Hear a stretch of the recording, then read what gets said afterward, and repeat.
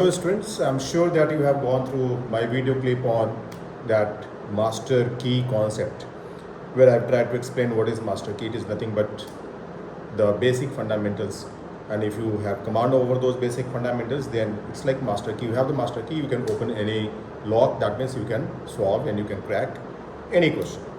Now, using this concept, using this idea, I'm starting a series called Master Key Lecture Series.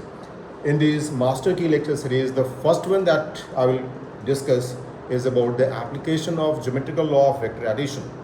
I will just like to see how many of you are actually interested in getting this video or attending the Zoom class with me on application of geometrical law addition, where you can see that one simple application, that is geometrical law of vector addition, can lead to solution of or very simple and interesting solutions to many questions of projectile motion, relative velocity, laws of motion, torque, and recently the question that came in JEE Advanced, okay, the question about the collision of particles, where we had to apply the concept of center of mass. We had to find the maximum angle of deflection for one of the particles. Thank you.